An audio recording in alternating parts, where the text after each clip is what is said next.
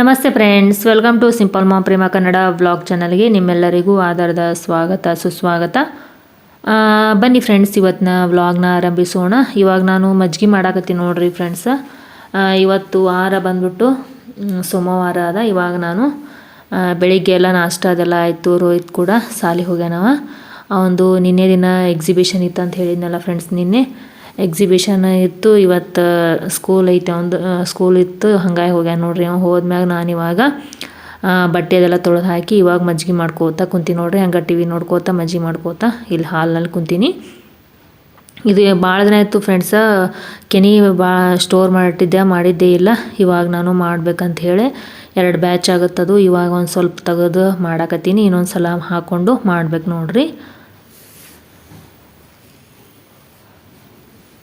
ಈ ರೀತಿ ಕೈಲೇ ಕಟ್ಟಿದ್ರೆ ನನಗೆ ಒಬ್ಬೊಬ್ರು ಮಿಕ್ಸಿಗೆ ಹಾಕಿ ಮಾಡ್ತಾರೆ. ಅದು ನನಗೆ ಅಷ್ಟೊಂದು ಸರಿ ಅನ್ಸಂಗಿಲ್ಲ. ನಾನು ಕೈಲೇ ಕಟ್ಟೋದು ಮಾಡಿ ಈ ರೀತಿ ಕಡ್ಗೋಲ್ ತೊಗೊಂಡು ಕೈಲೇ ಕಟ್ಟೋದು ಮಾಡಿ ನನಗೆ ಅಭ್ಯಾಸ. ಹಾಗಾಗಿ ನಾನು ಕಡ್ಗೋಲ್ ಅಂತಲೇ ಮಜ್ಜಿಗೆ ಮಾಡಾಕತ್ತೀನಿ ನೋಡ್ರಿ ಫ್ರೆಂಡ್ಸ. ಹಾಗೆ ಇವತ್ತು ಏನಂತಂದ್ರೆ ಆಲ್ಮೋಸ್ಟ್ ಅಲ್ಲಿಗೆಲ್ಲ ನಂದು ಕೆಲಸ ಮುಗಿದದ. ಮಧ್ಯಾಹ್ನಕ್ಕೆ ನಾನು 2 ಚಪಾತಿ ಮಾಡ್ಕೊಂಡಿನಿ. ರೋಹಿತಿಗೆ ಬೆಳಗ್ಗೆ ಮಾಡಿದ್ನಲ್ಲ, ಅದ್ರಾಗ ಇನ್ನೊಂದು 2 ಎಕ್ಸ್ಟ್ರಾ ಮಾಡ್ಕೊಂಡಿನಿ. ಪಲ್ಯ ಅಂತ ಅದ. ಒಮ್ಮೆ ಅಡುಗೆ ಕೆಲಸ ಸಂಜೆಗೆ ನೋಡ್ರಿ. ಇವಾಗ ಇದಿಷ್ಟು ಬೆಣ್ಣೆ ಮಾಡಿದ ಕೂಡಲೇ ಕಾಶಿ ಇಟ್ಬಿಡ್ತೀನಿ. ಮತ್ತು ಅದನ್ನು ಫ್ರಿಜ್ನಾಗ ಇಡೋದು, ಮತ್ತು ನಾಳೆಗೆ ಮಾಡಿದ್ರೆ ನಾಳೆ ಕಾಸಿದ್ರೆ ಆಯ್ತು ಅಂತ ಹೇಳಿ ಬಿಡೋದೇನು ಮಾಡೋಂಗಿಲ್ಲ. ಇವಾಗ ಬೆಣ್ಣೆ ತೆಗೆದು ಕೂಡಲೇ ಹಂಗೆ ಕಾಸಿಂದ್ರೆ ಡಬ್ಬಿಗೆ ಹಾಕಿ ಇಟ್ಬಿಡ್ತೀನಿ ನೋಡ್ರಿ.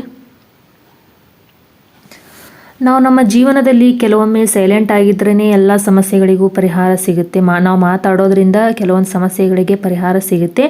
ಅದೇ ರೀತಿ ನಾವು ಕೆಲವೊಂದು ಟೈಮಲ್ಲಿ ಮಾತಾಡಬೇಕು, ಕೆಲವೊಂದು ಟೈಮಲ್ಲಿ ಮಾತಾಡದೆ ಸೈಲೆಂಟ್ ಆಗಿದ್ದರೆ ಆ ಎಲ್ಲ ಸಮಸ್ಯೆಗಳಿಗೆ ಪರಿಹಾರ ಅನ್ನೋದು ಸಿಗುತ್ತೆ ನೋಡ್ರಿ. ಅಂದರೆ ನಾವು ಕೆಲವೊಮ್ಮೆ ಮಾತು ಹೇಳಿದ್ರು ನಮ್ಮ ಮನಸ್ಸೆಂಬುದು ಎಲ್ಲನೂ ಹೇಳಿಬಿಡ್ತದೆ. ಅದಕ್ಕೆ ಕೆಲವು ಸಮಸ್ಯೆಗಳಿಗೆ ನಮ್ಮ ಉತ್ತರ ಮೌನದಾಗ ಇರ್ತದೆ ನೋಡ್ರಿ. ನಾವು ಮಾತು ಹೇಳೋದ್ರಿಂದ ನಮ್ಮ ಹೃದಯದ ನೋವು ಏನಾಗ್ಬೋದು, ಹೆಚ್ಚಾಗ್ಬೋದು ಕೆಲವೊಂದು ಟೈಮ. ಆದರೆ ಮೌನವಾಗಿರೋದ್ರಿಂದ ಏನಾಗುತ್ತೆ, ಆ ಮನಸ್ಸು ಆಳವಾಗಿ ಯೋಚನೆ ಮಾಡುತ್ತೆ ನೋಡ್ರಿ. ಹಾಗಾಗಿ ನಾವು ಕೆಲವೊಂದು ಟೈಮ್ದಲ್ಲಿ ನಾವು ಮಾತನಾಡದೆ ಮೌನವಾಗಿರೋದ್ರಿಂದ ನಮ್ಮ ಮನಸ್ಸು ಎಂಬುದು ತುಂಬ ಹಗುರವಾಗಿರ್ತದೆ. ಆದ್ದರಿಂದ ಮೌನದಲ್ಲೇ ಉತ್ತರ ಕೆಲವೊಂದು ಟೈಮಲ್ಲಿ ಸಿಗ್ತದೆ ನೋಡ್ರಿ. ಈ ಉದಾಹರಣೆ ಹೇಳ್ಬೇಕಂತಂದ್ರೆ ನಮ್ಮ ಅಕ್ಕಪಕ್ಕದ ಮನೆಯವ್ರ ಜೊತೆ ನಾವು ಯಾವಾಗಲೂ ನಾವು ಕೆಲವೊಂದು ಟೈಮಲ್ಲಿ ಜಗಳ ಆಡ್ತಿರ್ತೀವಿ. ಆದ್ರೆ ಆ ಟೈಮಲ್ಲಿ ನಮ್ಗೆ ಅವರು ಆ ಕಡೆಯಿಂದ ಅವ್ರು ಮಾತಾಡ್ತಿರ್ತಾರೆ, ಈ ಕಡೆಯಿಂದ ನಾವು ಮಾತಾಡ್ತಿರ್ತೀವಿ. ಇದು ಮಾತಿಗೆ ಮಾತು ಬೆಳೆದ್ಬಿಟ್ಟು ಜೋರಾದ ಒಂದು ಜಗಳನೇ ಆಗುತ್ತೆ. ಆ ಟೈಮಲ್ಲಿ ನಾವು ಒಂದು ಕಡೆಯಿಂದ ನಾವು ಸೈಲೆಂಟ್ ಆಗಿದ್ವಿ ಅಂತಂದ್ರೆ ಅವರು ಇನ್ನೊಂದು ಕಡೆಯಿಂದ ಅವರು ಎಷ್ಟು ಬೇಕೋ ಅಷ್ಟು ಮಾತಾಡ್ಬಿಟ್ಟು ಆ ಜಗಳ ಎಂಬುದು ಅಲ್ಲಿಗೆ ನಿಲ್ತದ. ಅದ್ರ ಬದಲಾಗಿ ಅವ್ರು ಮಾತಾಡಕತ್ತಾರ ಅಂತ ಹೇಳಿ ಈ ಕಡೆಯಿಂದ ನಾವು ಮಾತಾಡ್ಕೋತಾ ಇದ್ವಿ ಅಂತಂದ್ರೆ 2 ಕಡೆ ವಾದಗಳು ಆಗ್ಬಿಟ್ಟು ದೊಡ್ಡ ಜಗಳನೇ ನಡೆದ್ಬಿಡ್ತದೆ. ಅದ್ರ ಬದಲಾಗಿ ನಾವು ಒಂದು ಕಡೆ ನಾವು ಸೈಲೆಂಟ್ ಆಗಿದ್ವಿ ಅಂತಂದ್ರೆ ಆ ಜಗಳ ಅಲ್ಲೇ ಸ್ಟಾಪ್ ಆಗಿಬಿಟ್ಟು ಅಲ್ಲೇ ನಿಲ್ತದೆ ನೋಡ್ರಿ. ಹಾಗಾಗಿ ನಾವು ಕೆಲವೊಂದು ಟೈಮಲ್ಲಿ ನಾವು ಎಲ್ಲಿ ಮಾತಾಡಬೇಕು ಅಲ್ಲಿ ಮಾತಾಡಬೇಕು. ಆದರೆ ಎಲ್ಲ ಕಡೆನೂ ನಾವು ಅಂದ್ರೆ ಮಾತಾಡಲಾರ್ದ ಟೈಮಲ್ಲೂ ಕೂಡ ನಾವು ನಮ್ಮ ಮಾತನ್ನು ನಾವು ಮುಂದುವರಿಸಿದ್ದೀವಿ ಅಂತಂದ್ರೆ ಕೆಲವೊಂದು ಟೈಮಲ್ಲಿ ಜಗಳ ಆಗ್ಬಿಟ್ಟು ಅಲ್ಲಿ ಮನಸ್ತಾಪಗಳು ಬೆಳಿತಾವಂತ ಹೇಳ್ಬೋದು ನೋಡ್ರಿ.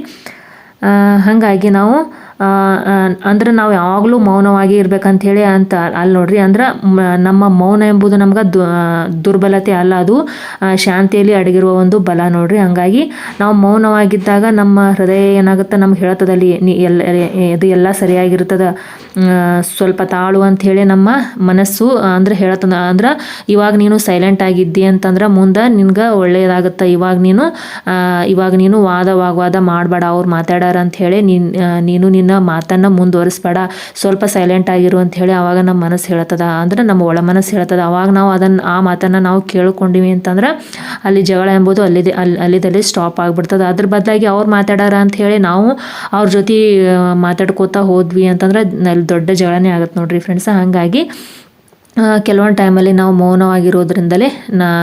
ಮೌನವಾಗಿರೋದ್ರಿಂದ ಒಳ್ಳೇದಂಥೇಳಿ, ಅಂದರೆ ಸೈಲೆಂಟ್ ಆಗಿದ್ದರೆ ಅಲ್ಲೇ ಕೆಲವು ಸಮಸ್ಯೆಗಳಿಗೆ ಪರಿಹಾರ ಎಂಬುದು ಸಿಗ್ತದೆ ಅಂಥೇಳಿ ನಂದು ಒಂದು ಅನಿಸಿಕೆ ನೋಡ್ರಿ ಫ್ರೆಂಡ್ಸ.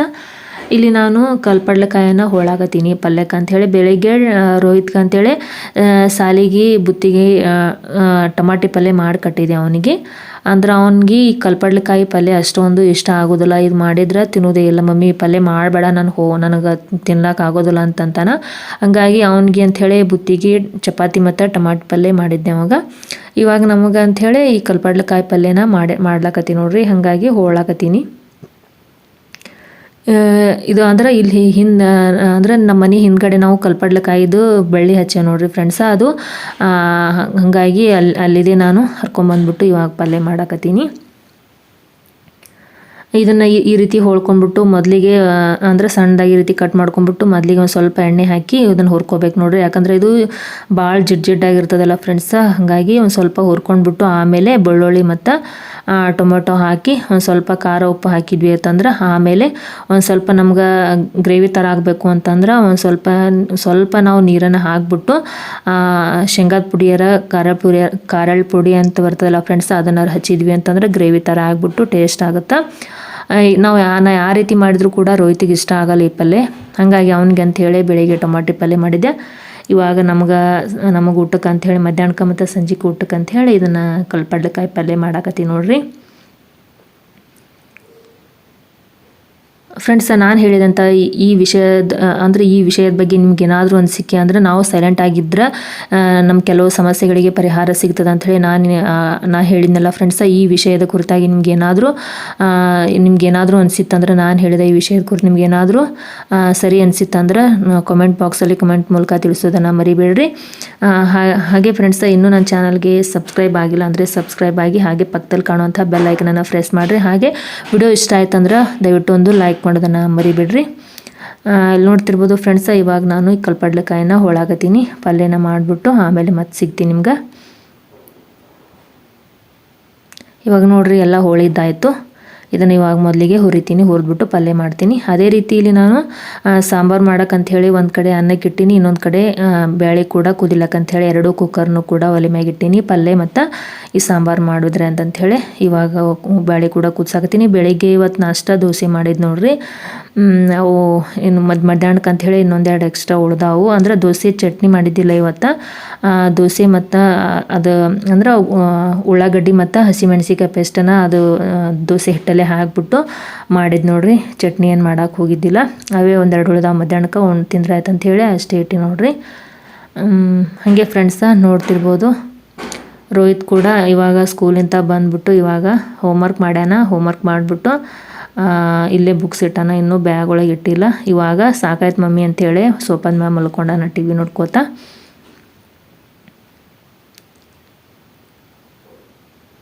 ಓಕೆ ಫ್ರೆಂಡ್ಸ್, ಇಲ್ಲಿಗೆ ವ್ಲಾಗನ್ನು ಮುಗಿಸ್ತೀನಿ. ವ್ಲಾಗ್ ಇಷ್ಟ ಆಯ್ತು ಅಂದ್ರೆ ಒಂದು ಲೈಕ್ ಮಾಡಿರಿ. ಹಾಗೆ ಚಾನಲ್ಗೆ ಇನ್ನೂ ಸಬ್ಸ್ಕ್ರೈಬ್ ಆಗಿಲ್ಲ ಅಂದರೆ ಸಬ್ಸ್ಕ್ರೈಬ್ ಆಗಿ, ಹಾಗೆ ಪಕ್ಕದಲ್ಲಿ ಕಾಣುವಂಥ ಬೆಲ್ ಐಕನನ್ನು ಪ್ರೆಸ್ ಮಾಡಿರಿ. ಹಾಗೆ ವಿಡಿಯೋಕ್ಕೊಂದು ಲೈಕ್ ಮಾಡೋದನ್ನು ಮರಿಬೇಡ್ರಿ. ಓಕೆ, ಬಾಯ್.